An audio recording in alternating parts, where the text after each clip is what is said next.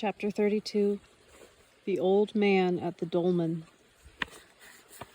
3 years ago, I went to the northern Caucasus to write the first chapters about the dolmens, which people now flock to visit in an unending stream. But back then, very few bothered to come and see these edifices of our ancient forebears. I would make frequent visits, on my own, to the dolmen situated on a property belonging to a farmer by the name of Stanislav Bambakov.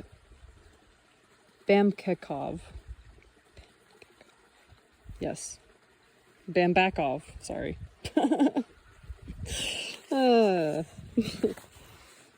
A farmer by the name of Stanislav in the settlement of Peshada. See footnote 8 in Book 2, Chapter 33, Your Sacred Sites of Russia. In the Galensdik district. And each time I went, there was old Bambakov at the dolmen. He always showed up unexpectedly, wearing a patched shirt and carrying a jar of honey from his apiary. The elderly man was tall, lean, and very agile. He had acquired his land only recently, at the beginning of perestroika, and gave the impression that he was most anxious to get everything set up on it as quickly as possible. He built himself a small house and a shed for his beehives, along with farm buildings made of various scrap materials. He started putting in an orchard and digging a small pond, thinking to coax forth a water spring, but he ran into a layer of rock. In addition, old Bambakov was very attentive to the dolmen. He would sweep all around it. He also took the rocks he found in the field beside the dolmen and put them in a pile. He told me that these rocks had been brought here manually from other places, and pointed out how different they were from other rocks in the vicinity. People had made them into a mound, he said, and erected the dolmen on top. The old man's farmstead stood off to one side, away from the settlement and the main road. Most of the time he worked it all by himself. I wondered whether he realized how pointless his efforts were. There was no way he could set up his farmstead, work the land, and build himself a regular modern house. But even if a miracle should happen, and he should succeed in beautifying the surrounding land and establishing his farmstead, he would still hardly have cause for rejoicing. Everybody's children were running off to the cities. Indeed, this old man's son had set himself up with his wife in Moscow, where he'd become a civil servant. Didn't the old man realize how pointless his efforts were? They weren't of use to anyone, even the children.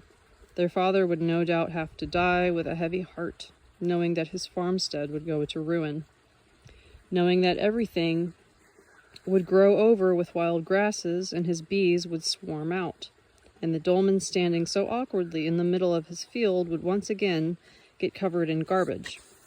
He ought to have taken it easy in his advanced years, while here he was working his heart out from morning till night, always digging or building something like a possessed man. One time I arrived at the dolmen well after dark. The path leading to it was lit by the light of the moon. Silence reigned. The only sound was the rustle of leaves in the breeze. I stopped a few steps short of the trees growing around the dolmen. There, sitting on a rock next to the dolmen's portico, was the old man. I recognized his gaunt figure at once. Usually agile and cheerful, he sat there without so much as a stir. He appeared to be weeping. Then he got up and began pacing back and forth near the portico with his usual quick gait. Then he stopped abruptly, turned toward the dolmen, and gave it an affirmative wave of his hand. I realized that Bambakov was communicating with the dolmen, having a conversation with it. I turned and headed back to the settlement, endeavoring to tread as softly as I could. Along the way, I fell to wondering how this old fellow, already in his twilight years, could possibly be helped by the dolmen. no matter how strong or wise a spirit it possessed. How indeed? Surely not just through communicating like that. Wisdom. Wisdom is something you need when you're young. Is it good? Or what good is it when you're old? Who needs it? Who's going to listen to speeches of wisdom even if one's own children are a million miles away?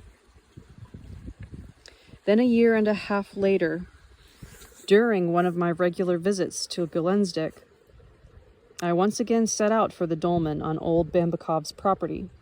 I already knew that Stanislav Bambakov had died, and I was a little sad that I wouldn't be seeing this cheerful, stalwart old fellow again. And I was sorry that I wouldn't have the chance to taste any more honey from his apiary.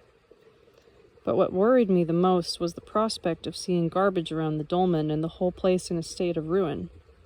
However, the lane leading from the main road to the farmstead, it turned out, was freshly swept. Just before the path turned off that led to the dolmen, there among the trees stood wooden tables with benches around, even a beautiful gazebo. Along the lane, neatly marked off by whitened stones, were growing green cypress saplings.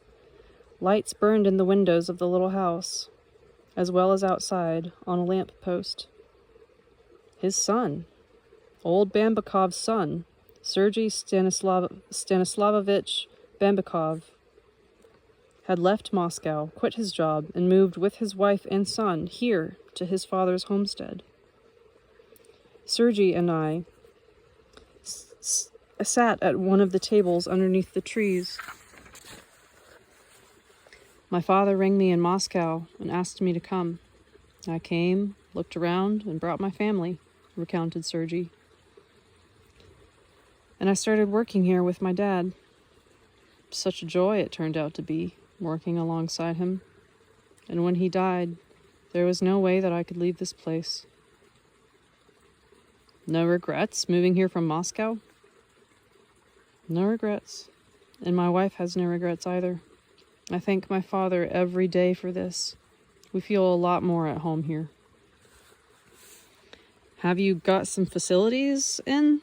Running water, for instance? Facilities. Well, you see the outhouse over there. That's something my father fixed up before he died. No, I'm talking about feeling at home in a different way. You know, feeling better inside, more satisfied. What about work? We've got our fill of work. There's the new orchard to tend to and looking after the apiary. I'm still not 100% knowledgeable about working with bees. Too bad my father's skill didn't rub off on me.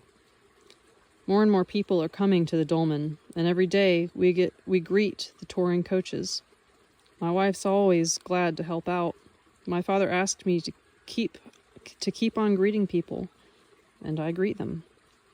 I've set up a little coach stop. I want to bring in running water, but they keep harassing us over taxes. Right now, we don't really have enough to get by. At least we can be thankful that the head of the local administration can give us a little help. I told Sergei about what Anastasia had said about land, about the lots, about remembering parents, and he responded, "You know, she's right. She is 100% right. My father died, and yet it seems as though I talk with him every day. Sometimes we argue even, and he's become closer and closer to me. It's as though he never died." What do you mean? How can you talk with him? The mediums do. You hear voices? Of course not. It's much simpler than that.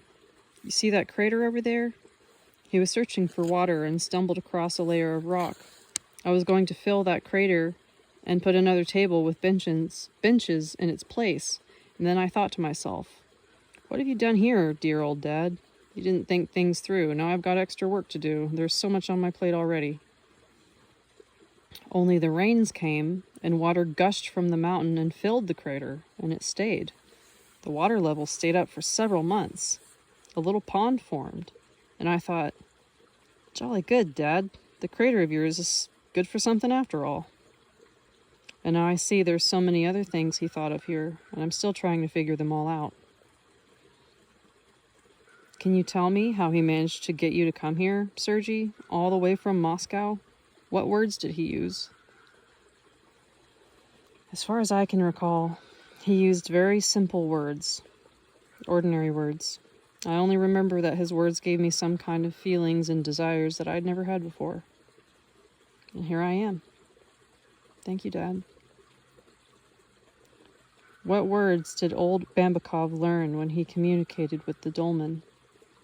What wisdom did he learn to make his son come back to him? And come back to him for good? Pity they buried him in the cemetery and not on his own land, like Anastasia said. I began to be even a bit envious of Sergei. His father found, or created for him, his own piece of his motherland. Will I ever have mine? Will others have theirs? Bambikov has it good. It would be good for everyone to be able to stand on their own piece of their motherland.